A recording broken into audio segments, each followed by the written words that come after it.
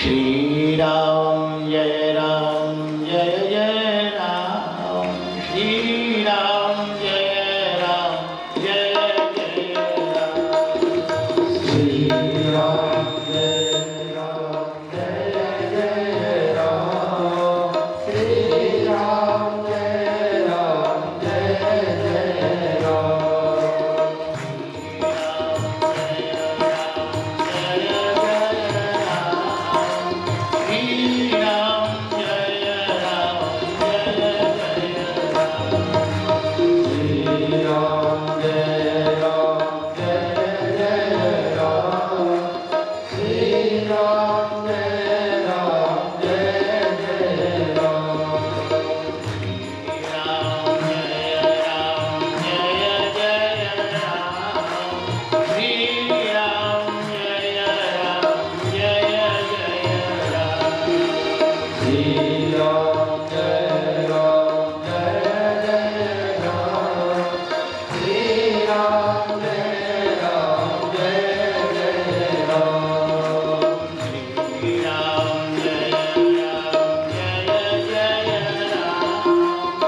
राम।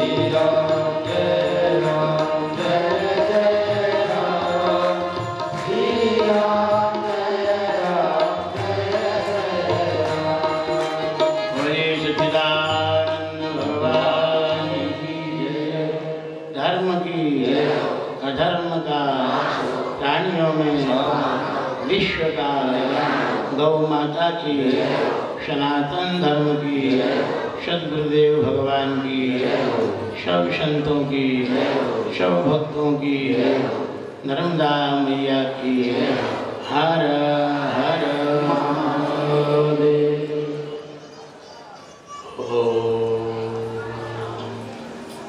नमः श्री परमहंसास्वादि चरण कमल छिन्न करंदाय भक्तजन मानस निवासाय श्री रामचंद्राय। भूपादौ यस्य नाभिर् वेदसुर नीलश्चंद्र सूर्यौ च नेत्रे कर्णावासा शिरोद्यौ मुखमुद्दहनो यस्य वास्ते मब्धि अंतस्थं यस्य विश्वं सुरनरखगो भोगी गंधर्वदैत्य चित्रं रम्यमेकं त्रिभुवनभूषं विष्णुवीशं नमामि। बोली भागवत भगवान की जय। अनंत कोटि ब्रह्मांड नायक प्रार्थना परब्रह्म परमात्मा की पावन पादारविंदों में कोटिशः नमः। अनंत बलवंत हनुमत लाल जी महाराज के पावन पादारविंदों में कोटिशः प्रणिपात। दृश्यादृश्य जगत के परिमंडल में विराजे समस्त जीवन मुक्त महापुरुषों के पावन पादारविंदों में कोटिशः नमन। हमारी अपने ही इनके मुखारविंद से आप श्रीमद् भागवत महापुराण की पावनी कथा सुन रहे हैं। ऐसे व्यास जी सभी भगवत स्वरूप श्रोता वृंद, भक्त वृंद एवं भक्तिमती माताओं, बड़े सौभाग्य हर्ष का विषय है कि इस समय आप आत्मचेतना के जागरण की प्रक्रिया को सुन रहे हैं। श्रीमद् भागवत आत्मचेतना के जागरण की प्रक्रिया है। हमारी चेतना 3.5 हाथ के शरीर में आवत है। यही चेतना विश्व विराट ब्रह्मांड में सर्वत्र अनुभूत होने लग जाए, इसी का नाम भागवत है। भागवत कोई किस्सा कहानी का समुच्चय नहीं है। भागवत जड़ चेतन की गांठ को खोलने वाला दिव्य विज्ञान है। भागवत अनंत जन्मों के व्यामोह को मिटाने वाला साधन है। भागवत वैष्णवों का परम धन है। भागवत वेद रूपी वृक्षों का सुभग फल है। भागवत हमारी जो जीवन मृत्यु की भ्रांति है, अभी हम जिंदा हैं और कालांतर में मर जाएंगे, इस भ्रांति को समूल मिटाने वाला दिव्य साधन है। भागवत जीवन जीने की कला है। भागवत मरने की कला है। जिसने भागवत को श्रवण कर लिया है उसके जीवन से ये जीवन मृत्यु की भ्रांति समाप्त हो जाती है। सुखदेव जी महाराज ने राजा परीक्षित को भागवत सुनाई थी तो परीक्षित आसन्न मृत्यु निकट 7 दिन में ही तो मृत्यु होने वाली थी, उसी भय से भयभीत होकर ही तो भागवत सुनी थी। मरने वाले को क्या करना चाहिए, ये प्रश्न था सुखदेव जी महाराज से राजा परीक्षित का। तो सुखदेव जी महाराज ने राजा परीक्षित के लिए इसी ही मृत्यु की भ्रांति को अर्थात मौत की मौत करने का विज्ञान दिखाया। मौत की मौत कर पाओ ऐसा जो विज्ञान है वही तो भागवत है। कैसे संभव होगा? भगवान श्रीमन नारायण ने सृष्टि की रचना के आदि काल में ब्रह्मा के व्यामोह को मिटाने के लिए यही सूत्र दिया था। परमात्मा कैसा है, क्या स्वरूप है। परमात्मा का आश्रय लेकर के अनंत कोटि ब्रह्मांडों को बनाने वाली जो अघटित पटना पटी ऐसी परम बलवती जो माया है उसका क्या स्वरूप है। माया के द्वारा निसृष्ट जो जगत है, जगत का क्या स्वरूप है, कैसे ये जगत बनता है। और जगत के अंदर फिर परमात्मा तत्व से ही ये चेतन जो है अपने आप को जीव कैसे मानने लगता है। ये 4 सूत्र नारायण ने ब्रह्मा को दिए हैं और इन्हीं सूत्रों को ब्रह्मा ने शनकादिकों को दिया है और शनकादिकों ने यही 4 सूत्र देवर्षि नारद जी को दिए हैं और देवर्षि नारद जी ने यही 4 सूत्र महर्षि वेदव्यास को दिए हैं और वेदव्यास ने इन्हीं 4 सूत्रों के द्वारा 18,000 श्लोकों वाली भागवत का निर्माण किया, जिसमें प्रतिपाद्य विषय 10 रखे। ध्यान देना, 10 विषय अत्र सर्गो विसर्गश्च स्थानम कोशनम मुतयः मन्वन्तरेशानु कथा निरोधो मुक्तिराश्रय।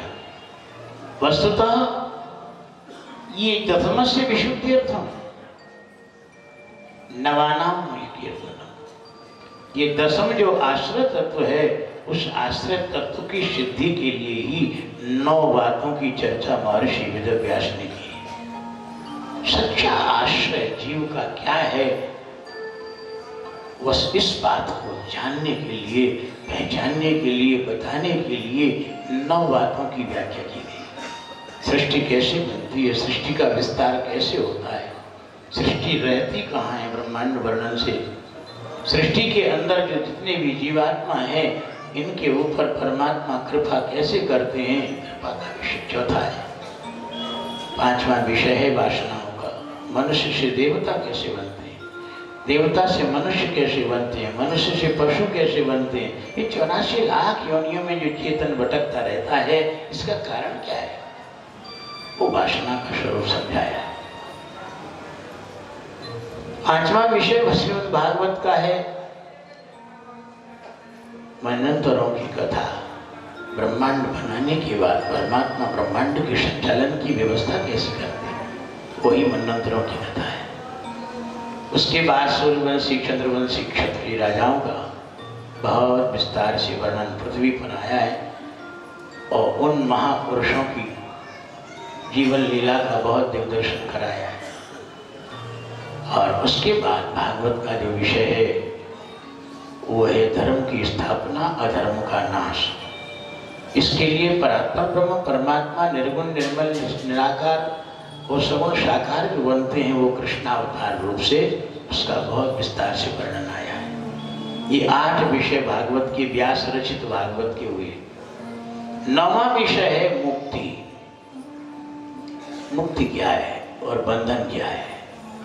हम लोग इतने बैठे हैं, सब बंधे हैं या मुक्त हैं। दिखने में तो ऐसा है कि बंधे नहीं है, खुले हैं, परंतु बहुत जबरदस्त तरीके से बंधे हैं। जो नहीं दिखने वाला बंधन बहुत खतरनाक होता है। हजारों लाखों किलोमीटर तक व्यक्ति को बांध के रखता है। ये जो बंधन है, इस बंधन को जब तक हम नहीं खोलेंगे तब तक मुक्त नहीं माने जाएंगे। हम वासनाओं से बंधे हुए हैं। इच्छाओं से बंधे हुए, माया के षड विकारों से बंधे हुए। और सबसे प्रथम बंधन हमारा हुआ है कि हमारी आत्मा परमात्मा का अंश है, थी और रहेगी। और उस आत्मा का अंश, परमात्मा का अंश आत्मा को हम शरीर का मानने लगे। ये सबसे बड़ा बंधन है। हमने अपनी मैं को, जो आत्मा है, उसी को तो हम मैं बोलते हैं, उस मैं को इस 24 तत्व वाले नासवान शरीर के साथ बांध दिया है और शरीर को ही मैं मानने लगे हैं। और व्यवहार में भी हम शरीर को ही मैं बोलते हैं। वस्तुतः शरीर जो है आत्मा से बिल्कुल पृथक है, बिल्कुल भिन्न है।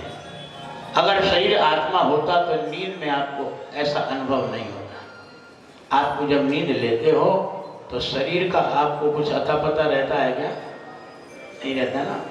शरीर कैंसिल हो गया नींद में, पर तुम हो क्या? नहीं, मर गए।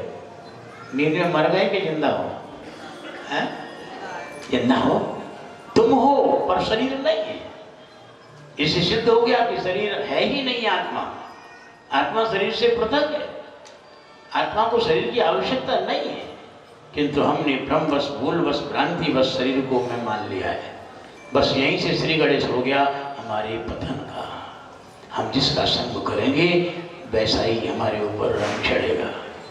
जुआरी का संग करेंगे तो जुआ का रंग आ जाएगा। शराबी का संग करेंगे शराब का अंश आ जाएगा। ऐसे ही सोना शुद्ध 24 कैरेट का है, अगर उसमें हमने तांबा मिला दिया, खार, एकदम डिमोशन हो गया सोने का। 24 से 22 रह गया, 22 से 18 कैरेट रह गया। और ज्यादा मिलावटी करने वाला कोई होगा सोनार भाई तो कहो 10 कैरेट 8 कैरेट ही रह जाए। है 24 कैरेट सोना डाउन तब होता है जब उसमें बट्टा लगता है। ऐसी हमारी आत्म चेतना में बट्टा लग गया है। शुद्ध सच्चिदानंद स्वरूप हमारी आत्मा है और उसमें शरीर का बट्टा लगा लिया। अब शरीर तो मरने वाला है, सड़ने वाला है, गलने वाला है, और यमराज का कलेऊ है, मरघट का जो है भस्म होने वाला। अब इसका साथ करोगे तो ऐसा ही हमारी वृत्ति बनेगी ना। इसलिए शरीर का साथ नहीं करना है। हम जिसके अंश हैं बस उसका साथ करना है। अपने आत्मा को परमात्मा का अंश समझो, जानो, पहचानो, मानो। और शरीर को संसार का अंश मान लो, बंटवारा कर दो। शरीर संसार में लगा दो सेवा में और आत्मा परमात्मा के चिंतन में लगा दो। हो गया, कहीं मुक्ति हो गई।